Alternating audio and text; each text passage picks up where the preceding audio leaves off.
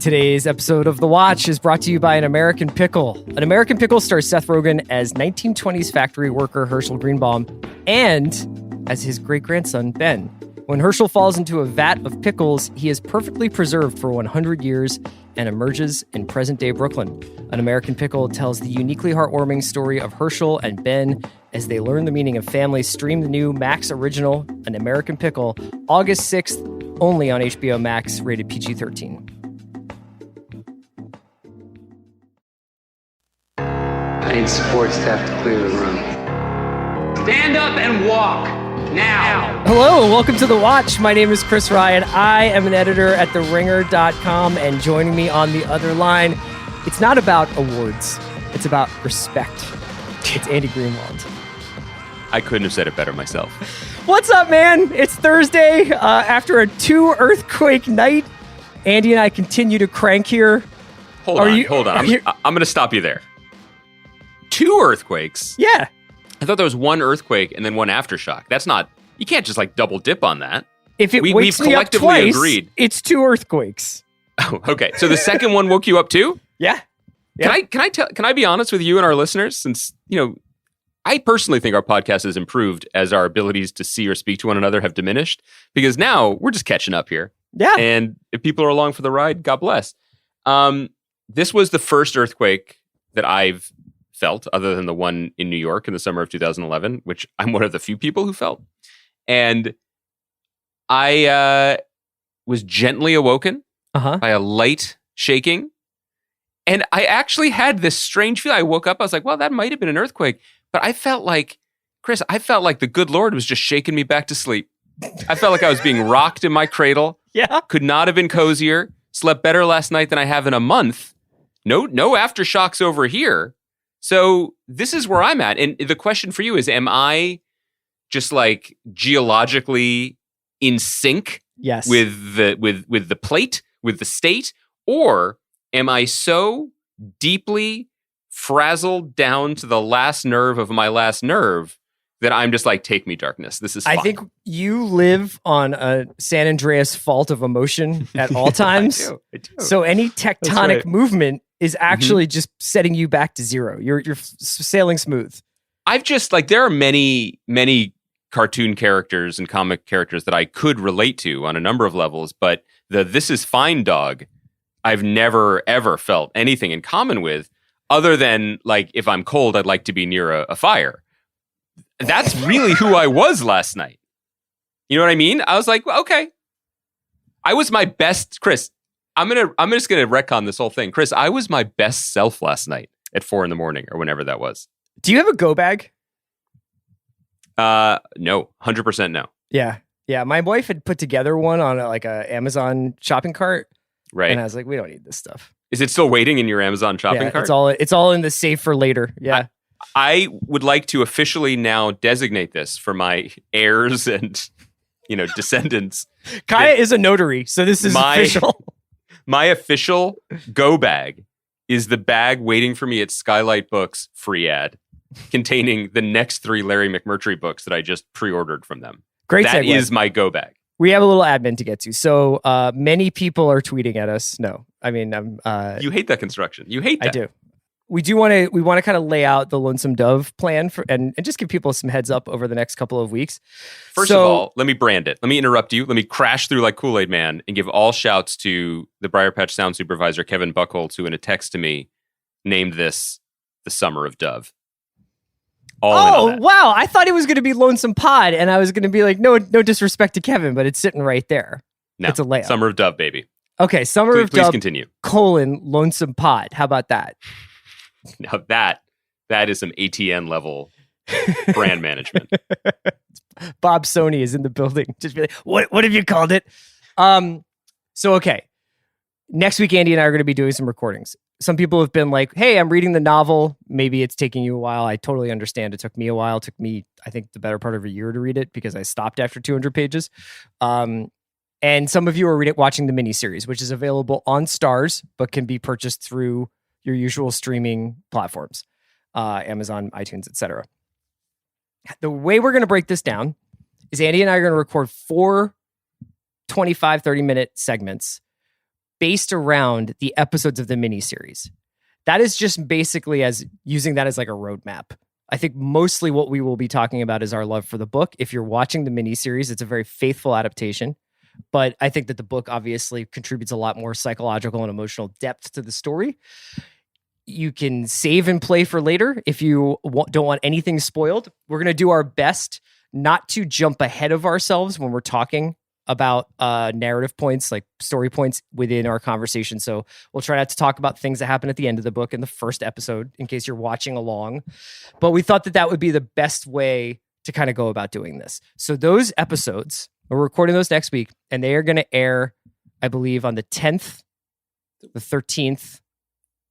It'll be in August. I mean, we'll see. Who knows what we come up with? What goal you're we mine. You're already deviating from the schedule. We had a planning call and everything, and you're just like, you're already. Did we talk like, scheduling though? All I care about is when we do it, because for me, it's about process, not results. Right. So, that's right. That's right. Just like the Sixers 2020 season. No, and you know what? That's why you're Mr. Hollywood. It's all about process. It's not. Yeah. Who cares? So these things will air the month of August. For people who have been asking, there are other books in the Lonesome Dove quadrology. Is that the word? Just to reiterate, this is something I said on Twitter. Is it quadrology or is it tetralogy? Tetralogy? That sounds more likely to me. Again, process, not results. So it's all about trying. No bad ideas in a brainstorm. Lonesome Dove is the text. That's what we're talking about. That's where all this comes from. That was the first book written. That was followed up a number of years later by a direct sequel, Streets of Laredo, and 2 prequels, Dead Man's Walk and Comanche Moon. Streets of Laredo is a knockout. I highly recommend people move on to it after their reading of Lonesome Dove, but it is not essential for our podcasting. We might talk a little bit about why you should make that additional journey at the end of our Summer of Dove, but that's where we're at. So in case people, I think people are very very obsessed, more fixated on the correct order in which to do things now because we live in a expanded universe. But Lonesome Dove is the book.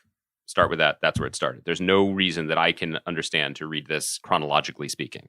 Yeah, I agree with Andy. I'm just reading them in the order in which Larry McMurtry wrote them. That's the easiest way to kind of go about doing it. I too had a lot of anxiety about, should I start from the beginning now?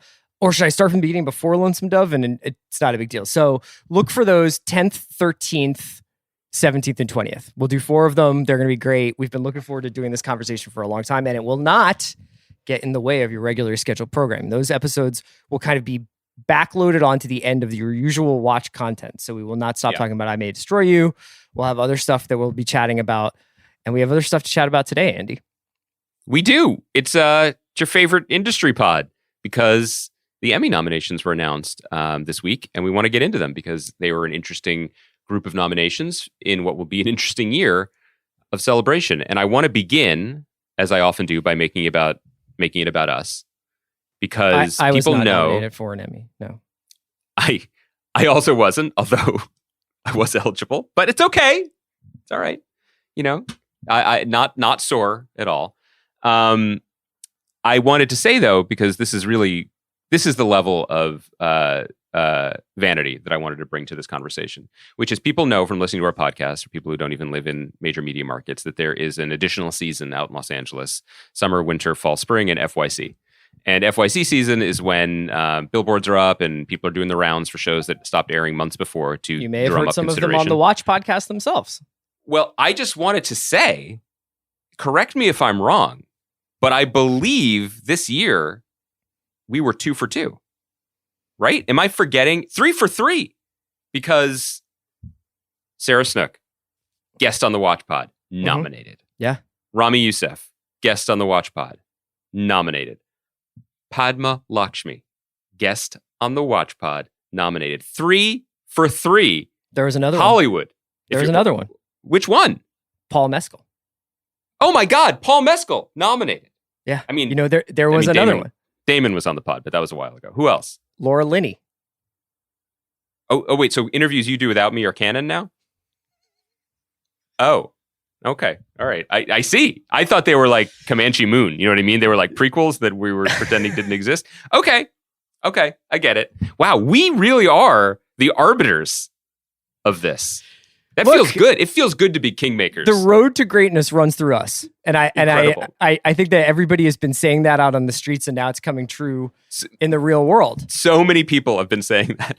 Tweeters have been tweeting. But jokes aside, it's weird. I guess I'll start with this because, and then we can get into categories.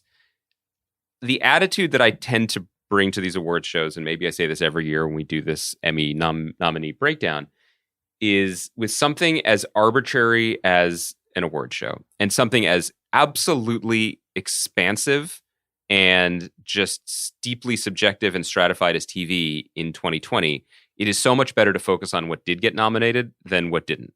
Mm-hmm.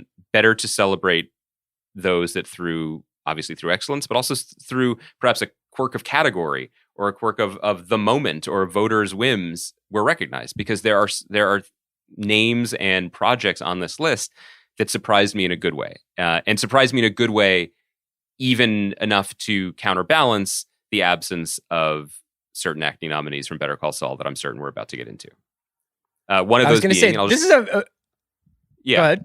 When Unorthodox on Netflix gets nominated, and Anna Winger, who also was on this podcast, but years ago for Deutschland 83, gets nominated. The star Shira Haas gets nominated. I can't explain that. I mean, part of that, there's a certain percentage that is the show's excellence. There's a certain percentage that is the absolute marketing dominance of Netflix in this FYC season. But then there's also, who the hell knows? Who the hell knows? And so I'm just thankful for that more than I am bemoaning the lack of Rhea Seehorn or whomever else we're going to name check now. Yeah, I mean... Oh, she was on the podcast, wasn't she? Yes. So, okay, there goes our batting average. But again, non-canon because I wasn't part of it. Please continue. No, I was just going to say, I agree with you. It's better to focus on getting excited for people who did. And it feels weird to be like, hey, I'm going to take it down a peg, or this person who got nominated for an award, just so you know, you didn't really deserve that. That feels a little bit odd, even if Michael Douglas seems to have a very full life outside of getting annually nominated for the Kominsky method. You can't, particularly at this moment, I understand why people are more willing than ever and more easily angered than ever, more willing than ever to be frustrated by things. You have good reason to be upset and frustrated about all sorts of injustices in the world, certainly injustices more than television nominations. But we say this every year. We say it when we talk about the Oscars too. Like, you cannot fix an industry, you cannot fix a society, and you cannot validate your own preferences and tastes through the absolutely obscure and obtuse nominating process of an award show. It's never going to work. It's never going to work. There's never going to be a list of nominees that we can hold up and say, finally, we have a document that reflects our best taste, morals, and values. You can't. It's just too hard to turn a big ship like this. Like, I mean, you look at, without being at all nasty about it, like, by all accounts, season 3 of Killing Eve has been a letdown, right? Like, I think a lot of people would say that. It's not anything against Jodie Comer and Sandra Oh to say, I would have loved to have seen Rhea Seehorn jump in there at maybe one of those two expense. I'm psyched that Zendaya got nominated. That's like I thought she was incredible in Euphoria. And there's up and down the ballot, you can see people where you're just like, oh, that's so cool that this person got in. It's tough because you wind up taking something away from someone to when you're like, oh, this is a snub. This is a snub. Also, we talk a lot about on the show about we don't know who is watching what. It's just incredibly hard to tell who's watching anything. You guys know from my opinions as a critic and as a creator that it's impossible to get people to watch stuff. It's really not impossible. It's really hard, and it feels very arbitrary. When you look over this list year after year, you compare them year after year, you do get a sense, I guess, of what members of the voting body are watching, and they seem to be watching the Kominsky method. They seem to be all in on Killing Eve and Mrs. Maisel, and in that, they are not unlike fans. You know, there are plenty of people. We are guilty of this in certain cases, and there are plenty of people who are in this side of the sort of the critic podcast industry, and also probably in our Facebook group, who are watching shows that they're like, this is appreciably declined, but I'm a fan, so I keep watching it. Right. Viewers in the nominating academy are the same too. For me, it's more, and they're sticking with it, and they still like their people, and they're still trying and hopefully optimistically watching that it's going to get better, even if it rarely does. But this year, those same people, they seem to be watching What We Do in the Shadows too, which Yes. like that is more mind-boggling to me on some level, especially if you look at past history, than Rhea Seehorn undoubtedly coming very close, because Better Call Saul once again was nominated for series. So who can pick it? I don't know. Can you illuminate for people who maybe don't know, because we talk a lot about award shows usually in the fall and winter when the Globes and the Oscars come around. And obviously Sean does an amazing job with Amanda talking about the movie side of things and breaking down the way the Oscars and Globes work.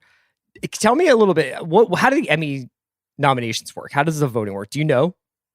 I mean, there are people guild-based noms like the way the Oscars work? Yeah. Well, no, guild-based? No, it is not based on the guild. They're members of the Academy. Right. That's what I meant. Vote. Sorry, Academy-based. Yeah. Yes, and during the FYC season, they are putting in people that they are essentially voting on the nominees they'd like to see, and then subsequently people vote on the winners. There is, as with the Oscars, there is an enormous amount of lobbying. There's an enormous amount of politicking behind the scenes.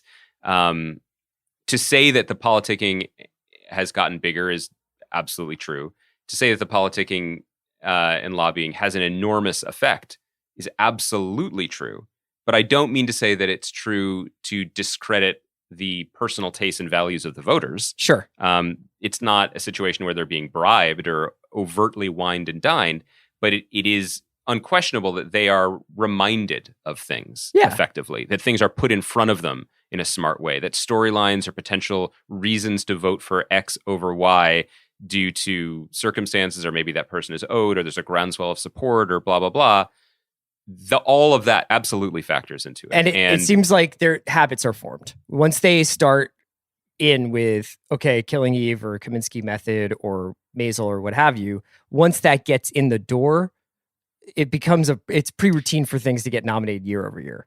It does. And I don't have the answer to this next point, and I would love to hear if anyone has a point of view on it. But what I don't understand is how something like Cecily Strong getting nominated for SNL happens. Absolutely not arguing that it's deserved. I think it's especially cool when people from ensemble shows like that get a turn, get noticed, get their moment. But I don't really understand how that just naturally happens. Maybe it doesn't. I mean, maybe I'm being too credulous. Maybe NBC, Universal, whatever, is just like, we're going all in on Cecily this year. We're going to make this happen for her. Maybe they do, or maybe she has her own reps that do that, or maybe it's just a beautiful, wonderful thing that happened. That's more opaque to me than something than even what we do in the shadows getting nominated, because you could make the case that FX has a reputation for quality. They have a good marketing department, and people have slowly realized, including your boy right here, that this is an A+ comedy, and that it took a minute for people to kind of figure it out. Right. So let's talk about this. Let's name some specifics here, because when is the actual award ceremony? In September. September 20th. So I want you to imagine, and obviously it's unlikely that this will have any in-house component in September, but I want you to just sort of put your mind here with me. Okay. You're in a Dorothy Chandler Pavilion-esque building, the Nokia Theater, Zoom, wherever they yes, do this. right, Yeah, okay, but it's Zoom, but whatever. And you hear a voice boom out as everybody's sort of seated and stuff like that, and you hear a voice boom out, and that voice says, Mando, I have an aisle seat so that I may still enjoy tapas while the awards are going. The finger foods are delectable, sir. Mando, do you see me? I'm waving from over here. What I love about this, I love everything about this. You caught me out. I wasn't expecting grief at the ceremony, but you gave me grief. Pun intended. I love a world in which Mando, Ray Seahorn, it's a tragedy. This entire ceremony is virtual, and yet Carl Weathers attended. I've seen Tusken Raiders with more sense, Mando. How could they not nominate her? Kim Wexler is a complex character. This is the best way to talk about it, honestly, because these categories and the nominees are it's so weird. TV is in such a weird place. You could have the kind of conversation that I think we were heading towards just a moment ago, and we'll continue to have, where we're just like pointing out bright spots. And you point out enough bright spots, you might convince someone that there's a beautiful constellation of stars and everything's in galactic harmony. Or you could just be like, there are a lot of bright spots spread out over a large, strange, vast, and confusing space that only a Mandalorian can navigate. Yes. For those of us podcasters or just culture vultures in general who like to extrapolate about the state of an industry from an award show or from a nominees are really having a hard time parsing these particular entrails this year. You think so? Well, yeah, because everybody knows who listens to the show, blah, blah, blah. We talk about Game of Thrones. It was, blah, blah, blah, the monoculture, whatever. It's gone. And then in its place, for both comedy and drama, like I have opinions here, but I guess you could say this. There's a bright side and a dark side to talking about these drama nominees. Let me list them for you. Better Call Saul, The Crown, The Handmaid's Tale, Killing Eve, The Mandalorian, Ozark, Stranger Things, Succession. Mm-hmm. Glass half full version of it is, what a wonderful time in television where the very best of what we have to offer range from a old-fashioned throwback procedural that's also a high concept, high IP space opera. Mm-hmm. And, the successor literally in all other ways to Breaking Bad, to the previous generation's crowning glory. Or you could be like, WTF, there is no person alive who watches all of these shows. And you could make a case for each of them. But I don't know if you'd make the same case for any of them. As I delivered that brilliant observation, I killed another set of batteries, and I'm Zoom audio from here on out. I apologize for the fidelity heads. Please continue. No, I was just going to say that the best drama this year kind of reminds me a little bit of Best Picture. And it feels almost like these are not necessarily shows that you would put in a one-to-one comparison, but are a wide swath of what TV has to offer right now. And it doesn't sum it up at all. Like it's not a complete list. There's so many shows here that I think could have gotten acknowledged. For instance, I'm just off the top of my head, Orange is the New Blacks last season. I mean, there's a bunch of shows here that I think were very worthy of nominations, but there's something about the inclusion of The Mandalorian and Stranger Things specifically, and to some extent, that make me feel like this is their version. This is the Emmys version of getting the Dark Knight in Best Picture, or creating a world in which those few things that seem to unite people, or at least be these water cooler shows, still are getting time. And to the extent that, when we talk about like the Oscars and what's the matter with the Oscars and how they need more star power, there's really, I don't know if there is a bigger star than Baby Yoda. I don't mean to be. No, it's true. But I guess what's weird here for me is, if they really wanted to do the most, like, nominate the version of nominating Avengers for Best Picture, right, would be nominating Hawaii Five-0 and Grey's Anatomy for Best Drama. Interesting. In the sense of just sheer numbers, the people who talk about TV, like us, and the people who are super engaged viewers, definitely watched The Mandalorian and Stranger Things more than they watched even Better Call Saul or Lodge 49 or something, right? Like there's no question about that. That those are wouldn't it be more popcorn. Like Yellowstone? Yes, exactly. Right. Exactly. Like these are Stranger Things and Mandalorian are particularly interesting contenders here because they feel more like, and again, we are intuiting hive mind think to something that is actually a group of independent entities. This didn't happen, but it does feel like a sop to a certain type of viewer, like who loves to talk about TV, loves to feel connected about TV, and is into genre, aka probably a lot of the Watch Podcast listeners. That said, the other thing that separates the Emmys from the Oscars is that because of the way TV has gone, it feels like it has its own separate category for the A24 releases that crowd up your visual screen on the Oscars every year, and that is the limited series category. So the limited series category this year is Little Fires Everywhere, Mrs. America, Unbelievable, Unorthodox, and Watchmen. Now, you could make a case, I'm not saying you should, but in a different world, that you could tell me that those were the nominees for Best Drama Series of the year, and I'd say that tracks. That makes sense to me. Yeah, I mean, obviously there'd be some glaring omissions, but it wouldn't be a surprise. Exactly. Because, look, I mean, we can be subjective here. Like, for me, in those Best Drama nominees, only Better Call Saul and Succession really belong there in my own personal pantheon of greatness. And then the rest of my picks for the year would be in that other category. What would be your picks in that other category? Watchmen. And for me, unorthodox. If you had to make let's say you had to make a combined 5 nominee category, it would be, for me, it would be Succession, Better Call Saul, exactly as you said, Watchmen. I mean, Unorthodox, and I guess Mrs. America, only because I feel terrible. I haven't watched Unbelievable. I heard it's great. Yeah, Unbelievable is phenomenal. That's really interesting. So you saying make a 5-show category out of drama and limited. Mm-hmm. I'd probably go Saul, Succession. Do it, you coward. Say Zark. Watchmen, Ozark. Yeah. Unbelievable. And honestly, I think I'd do Mandalorian. Really? Yeah. As far as because I don't really know how to evaluate Mandalorian as an accomplishment, but I definitely think it was an achievement, and I think it's an achievement worth noting. Let me make this more challenging for you. Would your answer change if there was just a 5-category best show and we had to bring comedy into it too? And I'll list the comedy nominees. Okay. Curb Your Enthusiasm. What a comeback season. Dead to Me. The Good Place, the final season. Insecure.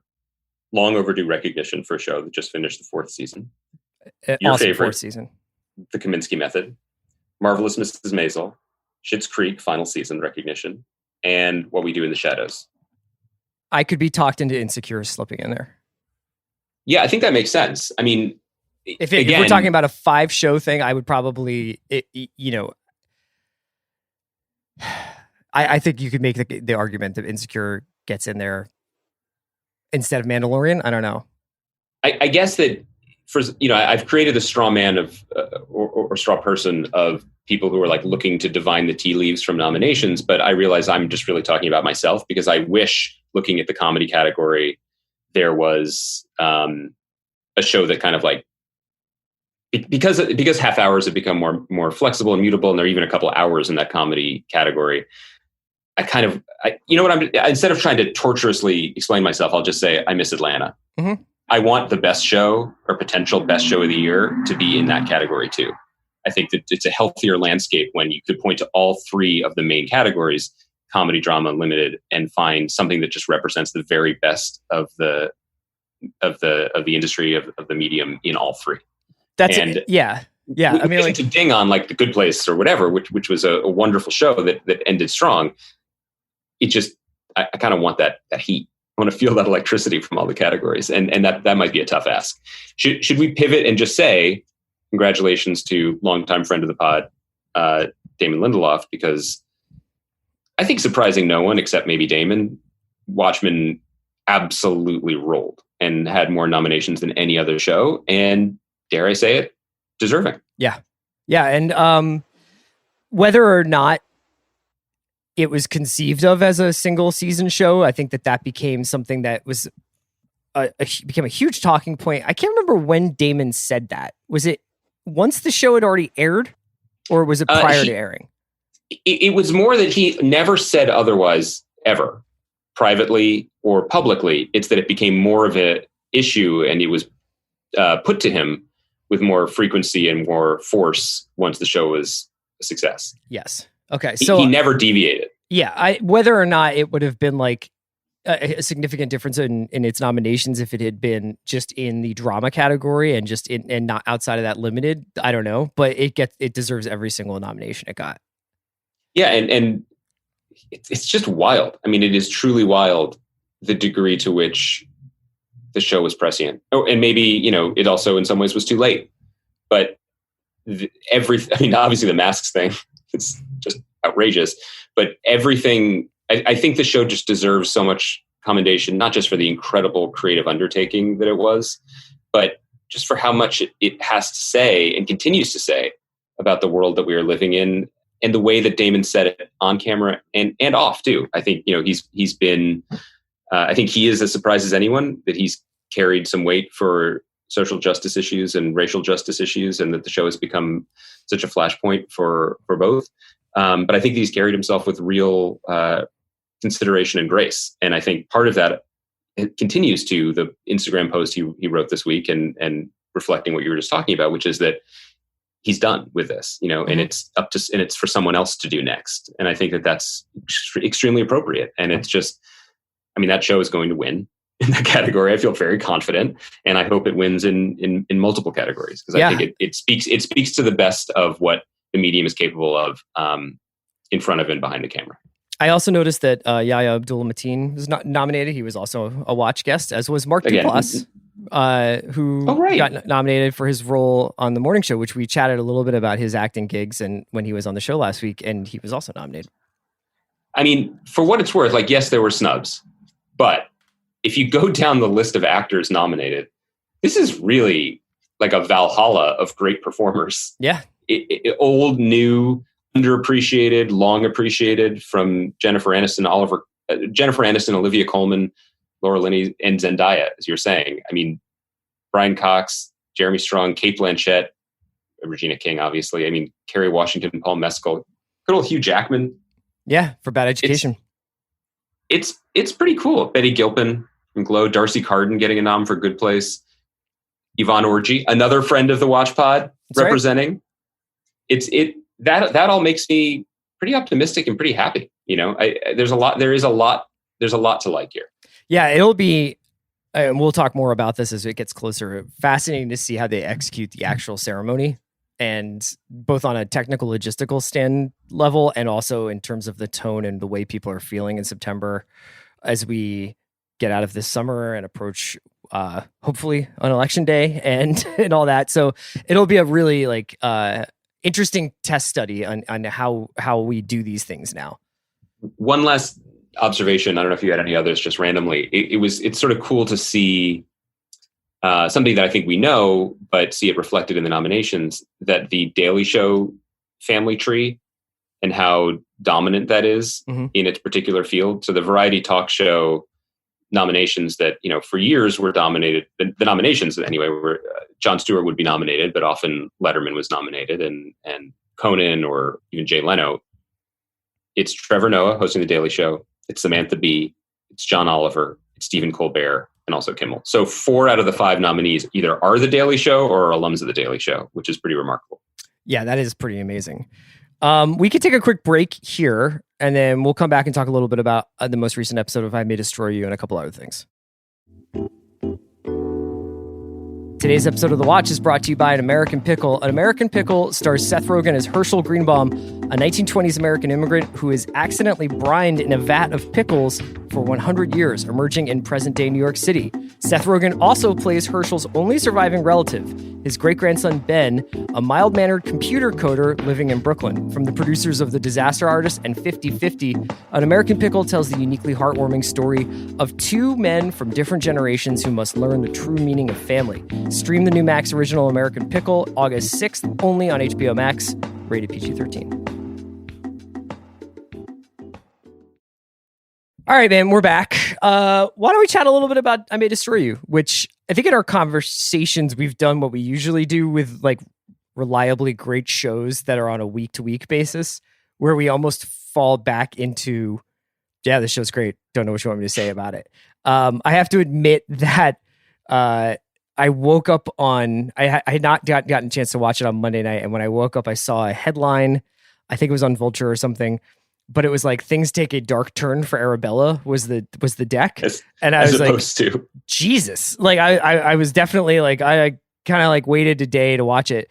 It wasn't appreciably more dark, I don't think, than any other episode of this show, but it was, I think that this was an episode that I think you had mentioned before being it was getting short shrift. The Michaela Cole's performance is so fucking good. And the amount of different pitches she has in her arsenal, from the thing that she does in the kind of opening monologue about borders and boundaries in Theo's group. And she's just ice when she does it. Yeah. Through hang out in the park with Kwame and T, to going to Italy to reunite with Biagio, unbeknownst to Biagio, is such a panoramic performance. It never doesn't feel like it's the same person, but it shows how many different people one person can be. And I was just absolutely blown away, especially when Biagio, that whole scene where she goes out to pay for the pizza, comes back in, Biagio's locked her out. And she goes from basically cooing, kind of, like, oh, I was just thinking that might have been a bit weird. And then as it kind of becomes more and more apparent what's happening, and then more and more apparent what dire situation she's in Italy with no international data and just a return ticket, but nowhere to stay, she loses it in a way that obviously forces a confrontation with Biagio that we could talk about. But I just thought that the way that storyline played out this week was just like, it's a standing ovation. Yeah, and her performance is just part of the show's project, which does something that I think is so close to impossible, so hard, which is to center the audience so totally in subjectivity. Mm-hmm. Meaning we, as the audience, feel enormous empathy for her. We understand the parts of her that led her to this moment and her need and what she wants and what she even deserves. And we also know mistakes she makes. And we also know how her external behavior could be interpreted or understood by someone who does not have the access to the subjectivity that we, the audience, has. And to have all of that floating while you're also watching a TV show is just, it's really stunning to me. I did want to ask you, not just as a fan of the show, but as a fan of storytelling, really. You're passionate about it. Has there ever been in television or cinema a surprise visit that has gone well? No. I know you don't like being put on the spot. Well, I mean, they do it so well in this episode because they've established that enough stuff happens. I mean, we now know that this investigation and this series essentially has been going on for 9 months. They do such a good job of allowing for things to happen off screen or in between episodes while not playing fast and loose with whether or not it's a mystery or not. But there's a 50-50 chance that she might have texted Biagio and said, like, I'm coming. Like, you don't really know, I think, until she comes out and is looking at the bus schedule or like the taxi stand, like, oh, this guy's not picking her up. Like, she doesn't seem to have a plan. She doesn't have enough lira, and she's just going right there. I think it's euros, but. Oh yeah. Is it not Italian lira anymore? R.I.P. the lira. I love saying lira. That's why I did it. I know. I miss it as well. You're right. Euros. She doesn't have enough euros. She's monitoring the cab fare, and it just becomes more and more apparent, like, this is a bad plan. Oh shit. So the answer to that is no. I cannot remember a time where someone's been like, especially post the invention of mobile phones. Yes. I cannot think of a time when someone is just like, I'm just going to show up, and it wasn't like, what the fuck are you doing here? It's also, she is the Mozart of a certain kind of interpersonal dread. So when she went to get the pizza, and then I realized in appalling, almost slow motion, that the camera was tracking her entire return up the stairs. Yeah, I was like, what could possibly happen to her? I was like, is this pizza guy going to attack her? I was really like getting kind of nervous.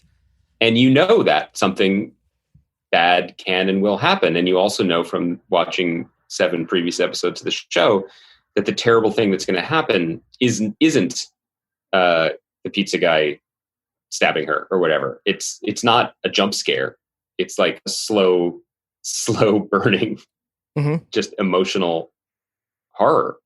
And that same feeling was suffused in the Kwame plot as well, which, had so much. Okay.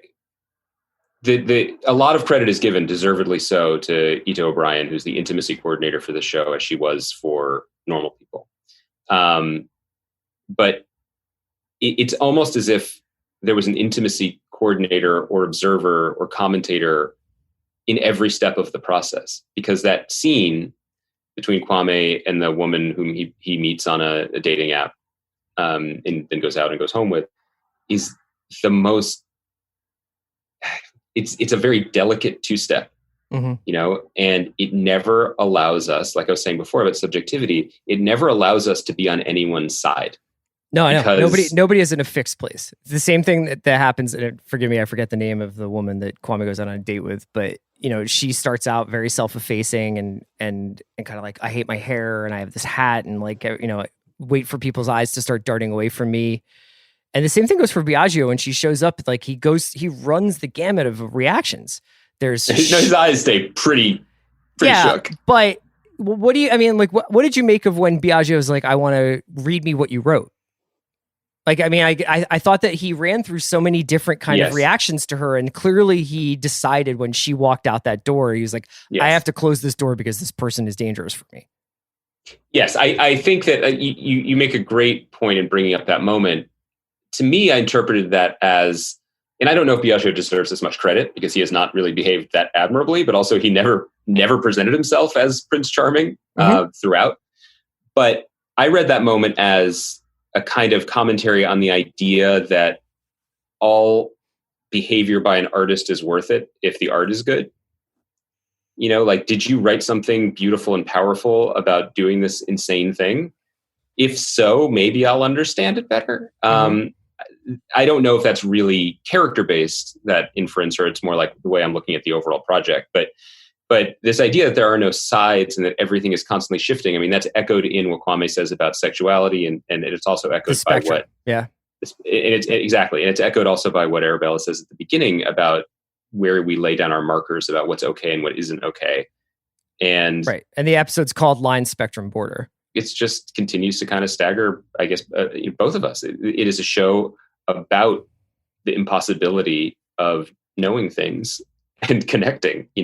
She has chosen as her subject matter the thing that 99% of writers do anything that they can to avoid. Or if they end up there, they like to leave you there and then back away slowly.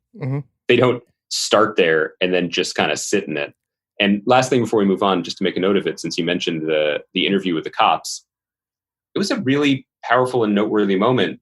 I can't imagine anything is accidental. They said it's been 9 months since the attack, and both police women are visibly pregnant.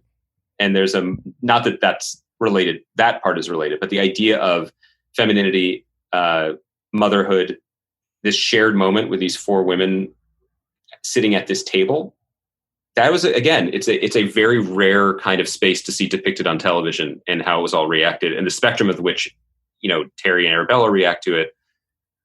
These are rooms and spaces that, as viewers, particularly as male viewers, we are not often granted access to. I even thought that the mirroring of the sort of the way that Terry and Arabella talk to each other and that what kind of things they say. So like them saying your birth is my birth as like a kind of mantra over the course of the season, and then seeing these two counterparts in a different world who literally are pregnant at the same time, and their birth is their birth, and that birth it being somewhat timed. I think that the I think one of the cops was probably saying like she was close to giving birth. So the whole like way in which she will mirror things subtly with dialogue, but then also with visuals or dialogue and narrative it's a really uncommon experience. And I was thinking about like, well, what do I want? There's usually things you ask when, especially you're watching a show episodically week to week.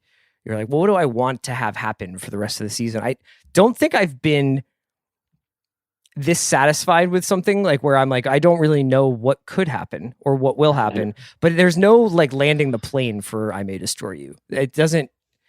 Do you think that's another reason why this is the show of the summer? Because we don't know when anything is going to end anymore. Like there's a desire for some sort of decisiveness or finality or anything, and it's being denied to us, as it often is in life. But this show is just kind of continuing.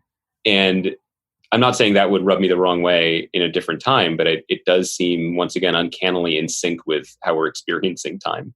It's one of the first shows I can remember where I think to myself, this could be 5 seasons or it could end in 4 weeks. Next week. It could end this week. And we'd say, okay, thank you. You completed the sentence. If it had, I mean, God forbid it ended the way it did, but I'm just saying the way that this episode did. Speaking of that, the other thing I love about the show is we thought we only had like 5 minutes of conversation about it in us, and look at us. Kind of felt like she got eaten by a shark at the end, right? That sound? Like Like, yeah, I know that she didn't, because that would be a very different show, but maybe it's a credit to what the show is that I thought about it and rewound it just to make sure that her head didn't disappear, because fucking Italian Jaws just leapt up out of the deep looking for a cannoli or whatever. I don't think they have a lot of sharks in the Mediterranean, do they? I didn't think they had a lot of sharks in Maine either, but I hope you read the news this week. I did. Anything's possible. Was there any other stuff you wanted to hit before we got out of here? I know that you were slowly making your way up Perry Mountain. I'm still at the peak, so I just, I even burned some of these thoughts with you on a call yesterday, but like, I'm trying. And my main thing, and I haven't gotten yet to the episodes that many people are saying. Sorry, but you and others. So you got back into it because not only me, but a couple of other people were like, it gets really good, right? Yes. Well, I got back into it because of you. Let me just look you in the eyes and tell you. But thanks, man. Even after still not being convinced, other people have backed you up. My main thing about this show, the cast is so wild. Mm-hmm.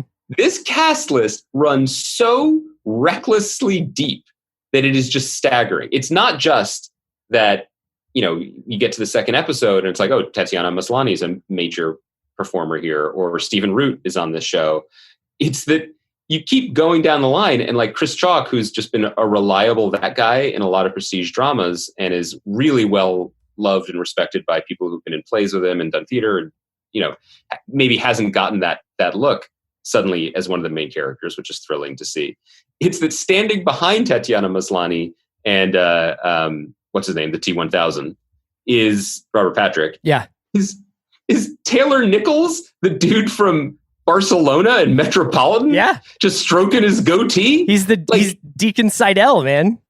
It never rests, and so I have to be honest. I may have begun to say this before when I attempted to join the Mace mob.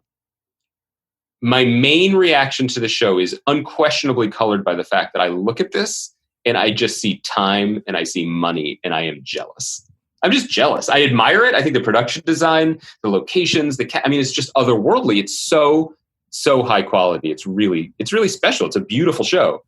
But I'm also dying. I'm like, so you're telling me they went to that location for a 4-minute scene between characters we're never going to see again? Yeah. Okay. You're telling me that of all the shows on HBO International's docket, the one that needed, I want to say, $2 million flashback to the trench warfare of World War I is fucking Perry Mason? Yeah, not the all Quiet on the Western Front. You guys could have made that. Of all the shows this year that had a line item in their budget for not one, not two, but 3 different extras holding in their intestines as they died under German mustard gas, it was this one? So that's my process right now. The one thing I wanted to say about what's going on now in Perry Mason, and it doesn't spoil anything, because I'm so happy that you're going, that you're on the case, as it were. I was thinking a little bit about, it will surprise you. It will come as no surprise to you that Perry Mason is in the courtroom, now.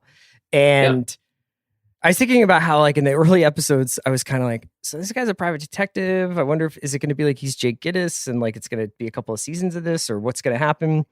And then it becomes apparent that he has an opportunity to sort of become a lawyer. And I'm like, are we going to have to sit through like law school?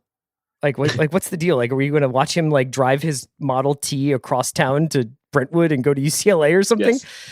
And I realize now that we're kind of in the money part of the season that it's kind of like, it reminds me of like some of like the alt rock songs we used to love, where it was like, oh yeah, it's quiet, loud, quiet, loud. This season actually had dynamics. It made you wait for the part that was the big reward, which is getting him in the courtroom and getting him in his this character's natural environment. And I almost now appreciate the couple of weeks that I had to sit through of like, oh, is this guy just going to keep taking like quick little Manola shots of dudes cheating on each other? Like I'm really glad that I stuck it out, because it's become like a very, very lean, mean show. Look at you. You feel rewarded by the work you put in, just like a real baby boomer. It's funny what you're talking about, though, like the origin story, because this idea of like deconstructed storytelling and like emphasis on origin stories. The example I always think of, and this was not first, certainly wasn't the last, because this has been what TV and movies have done. You know, like for God's sake, let's see. Would love to see Thomas and Martha Wayne gunned down again, because otherwise, how will I understand how this young boy became a bat? But there was now it's almost 20. Maybe it's 20 years ago. I can't believe this, but like 20 years ago, when Marvel was like, we need, before the movies really, like we need young people reading our books, and they hired the great writer Brian Michael Bendis to do a new Spider-Man. It was called Ultimate Spider-Man. And eventually that led to Miles Morales has become an important character in media. Mm-hmm. But at the time it was like, let's reboot in Peter media, Parker like Miles Morales today. is going to host the Today Show. Miles Morales, yes, live with Miles and Kelly. And one of the things about that, it's a great series. I really enjoyed it. I read it at the time. But one of the amazing things about it was Bendis took, I think, 4 issues, maybe even 5, to tell the story that Stan Lee and Steve Ditko told about Spider-Man in one establishing page. Like, it was just and at the time that felt like, oh, good, we can finally, like, in the same way people thought about TV in general, like, we can use this extra space to really flesh out the story and fill in the dots, mm-hmm. you know, and explain the things that were otherwise unexplainable. But there are certain things, and I say this without full knowledge of where Perry Mason is going, there are certain things that you're okay yada yadaing. Yes. Which is to say, if you have Matthew Rhys staring off into space, pulling on his 19th cigarette of the morning, I get from that war is hard. Yeah. You know what I mean? Like, there's no version Show, of don't World tell. War I memoirs where they're like, the thing you got to know about trench warfare is it wasn't that bad. Nobody said that. So there's some things that are worthy of continued articulation. And some things, like Perry Mason fighting in the trenches and going to law school just to get to the story you want to tell, you might not need. But well, I'm excited for you to see it. how he circumvents that stuff. And I think I can think of no better way to end this podcast than trench warfare. We got it. It was bad. Or trench warfare, anti. Yeah. We're willing to take the hard stance. The Watch is anti-trench warfare. Can you just tell me, is it episode 3, 4, or 5 that he crams for the LSATs? Because that might need a trigger warning in my household. I'll let you know. Man, it was good to see you. I apologize to everyone, but especially Kaya, for my audio fidelity. My heart's fidelity is never in doubt, though, to this podcast. I'll see you on Monday.